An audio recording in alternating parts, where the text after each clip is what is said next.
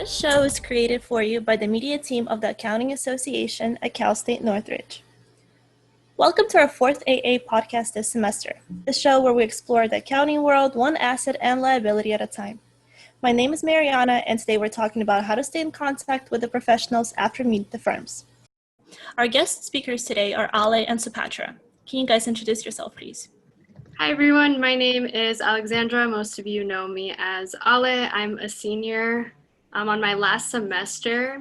I'm also the executive of alumni relations at the Accounting Association, and I'm signed to CohnReznick in their assurance practice, and I'll be starting next year.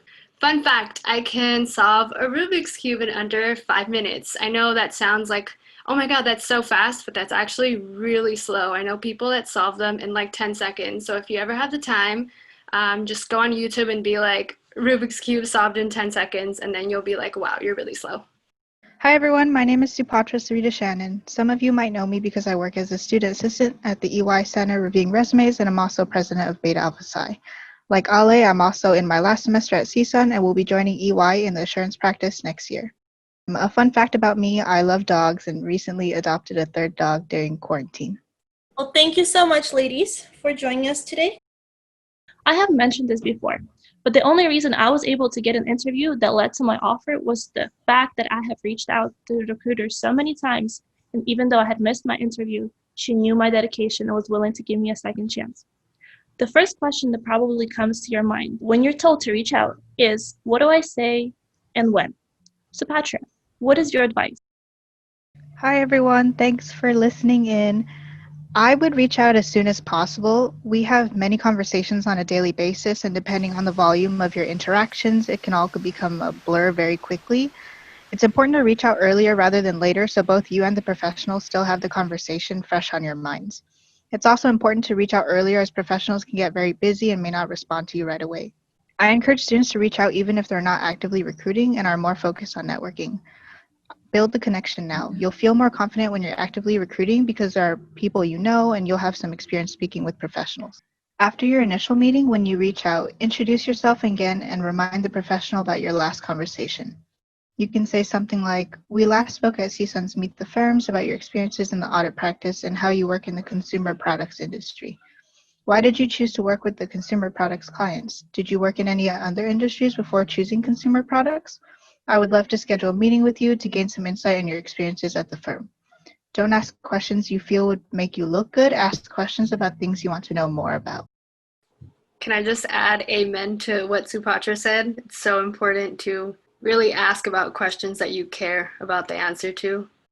I think that's great advice, but for me personally, it was a little intimidating. I felt like I was overthinking my grammar, and I also felt like contacting the professionals would be a bother. Michael, how did you overcome that anxiety? Were you comfortable reaching out in general? I was pretty nervous to reach out at first, but I think it's a fear that you can overcome through experience. There are two things that I keep in mind when I reach out to people. The first thing that's important to keep in mind is to have a goal. My goal is, like mentioned before, to ask questions that I genuinely want to know the answer to. The second thing I keep in mind is that these professionals have been in our position and they are more than willing to help. I think that by going to more of these events and exposing yourself to more of these situations, you'll see how friendly professionals can be, and that knowledge will help you overcome your fear. Right, that's very true. And what Supatra said earlier, a good way to start the conversation would be mentioning something that you talked about at the event. I would also add that one of the mistakes that I had made was forgetting the details from the conversation. After hours of talking to different people, I was worried that I could potentially get my stories mixed up and send an irrelevant, confusing email. I also felt like some of the conversations were very generic and I did not have much to talk about. Ale, how did you make sure that what you said to professionals helped them put a face to your email? So that could be a little tricky at times. You have to stand out in a way that they'd remember you. So talk about your interests because everyone has different interests and you may connect with someone through common interests. For me, I'd share how I love going to music festivals and most people like music as well, or they go to concerts. So that's a common interest many people have. Once you find that shared interest, make sure that in your thank you emails, you mention that. Back when it was in person, I used to write notes on the back of their business cards right after I spoke with them at Meet the Firms, which really helped me when I was drafting my emails. Right. And so on our accounting resumes, most of the time we have a list of our skills and interests. I would always use those because I feel like once I send out the email afterwards, they can kind of put the resume and the email together. One of the things that I always talk about was snowboarding, even though it's not a very common interest, but I definitely use that and connected with many professionals. But once you reached out, is there anything else you can do? Like, do you ever follow up, and how consistently? Ale, what's your advice? So from my experience, it all depends on the relationship you have with the professional. If you hit it off right away and see them as more than just a professional, don't be afraid to call or text them if they're okay with that. Obviously, ask if they'd be okay with that form of communication, but once you get the green light, you should talk to them as you see fit. I interned this past summer, and the senior on my engagement became my mentor and helped me a lot throughout my internship. I asked him at the beginning of my internship which form of communication he preferred, and he told me phone calls, so I know he preferred phone calls. I think touching base during the semester at least once is good. Everyone is busy and they understand you're busy as well. You don't have to reach out to them monthly. As long as you don't neglect them for more than half a year, you should be fine. But again, it all depends on the professional and what connection you made with them. All right, and then what do you do in case the professionals do not answer? Is it polite to follow up, or is it better not to? Supatra, what do you think? I would wait about a week to send a follow-up email. Sometimes professionals get too busy or your email gets lost or they might have forgotten. I wouldn't take it personally. It's totally fine to follow up. Just make sure you're polite and friendly about it. When you're reaching out to professionals and asking for advice or asking to meet up, they're doing you a favor by taking the time to answer your questions and meet up with you. So try to remember that when you're writing your follow-up emails, avoid expressing impatience. Avoid sending angry emails and don't ask them why they haven't responded. If you don't get a response after your initial email and follow-up, I would reach out to other professionals. Don't put all your eggs in one basket. There are plenty of other professionals out there and they all have different experiences that you can learn from. Right, I think that's a really good way. And then apart from only sending out the emails, you could also use LinkedIn and your social media to stay in touch. But you have to make sure that everything is updated.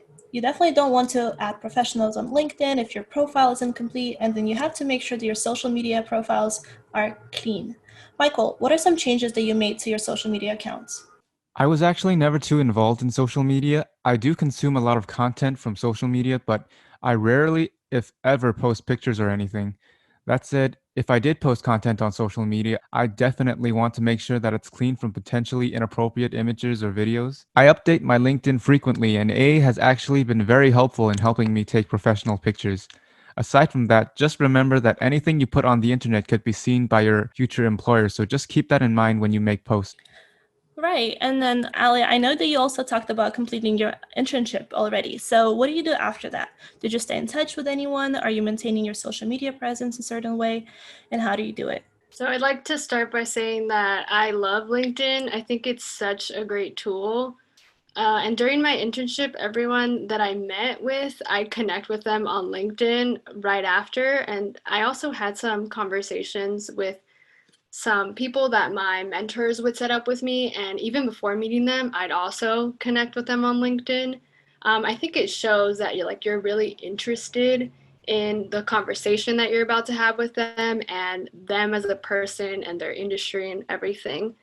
But in terms of like posting, I'd say definitely post like essential news. Like I posted like my full-time offer and when I finished my summer internship, but I wouldn't overpost. So during your internship experience, like don't be posting weekly. Sometimes it could come off wrong. But in terms of staying in touch, I actually just hopped on a call before this podcast with my mentor, and we just caught up and talked about his recent trip to Zion and about my school and how it's like my last semester at CSUN and about starting my career at Conresnick and how excited like both of us are about that. I also have a group me with all of the California summer interns at the firm as well. I like to scroll on LinkedIn daily if I can. I'm almost at 500 connections, so I'm really excited about that so I can flex the 500 plus connections. So add me on LinkedIn if you haven't already. So, I know that both Ale and Supatra have mentioned Zoom meetings. And can you guys talk about the importance of scheduling those and the coffee chats? Would you say that it is necessary or just beneficial to take the extra step? Or a simple email could be enough? In my opinion, Zoom meetings and coffee chats aren't 100% necessary, but are a great way to help you build rapport and a relationship with professionals. Meeting face-to-face, whether virtually or in person, also helps both you and the professional put a face to the person you're speaking to. You can get answers to questions you have at the time in one go and ask follow-up questions immediately versus emailing back and forth and waiting a longer period for a response. These meetings are informal and a little more casual than, say, Meet the Firms, so you can also take the time to get to know the professional and what their interests are in addition to questions you might have about their work or the firm they're working in. I think that's a very good advice. Did you guys have any additional information that you would like to add about staying in touch and reaching out to professionals? If I could add, I would just say that, not a lot of people actually do reach out, even after Meet the Firms, which you would expect so many people to reach out to the professionals. But I hear professionals constantly tell me that they don't get as many thank you emails as students that they meet the night before. So I think just making that step and actually sending out that email or asking them about a coffee chat or setting up a call or anything like that already puts you ahead of the game. So like Supatra said, it's not necessary, but I would definitely do it. And how about you, Supatra? I would reiterate the importance of reaching out and building connections earlier rather than later. When you do it later on, you may come off as more rushed. That tone might come off in your conversations with professionals. So it's important to start early. That way, the next time you go to meet the firms or when you actually start recruiting, you have people you know already, people that you're comfortable, and maybe they can introduce you to other people and you can keep building your network from there. Got it. Well, thank you so much, Ale and Supatra. Thank you so much for joining us and for all the great advice. And thank you to all of our listeners. Thanks for having us. Thank you. Tune in next week to discuss how to ace your interview, subscribe to our channel for more tips, and don't forget to hit like and turn on the bell notifications. We'll see you next week.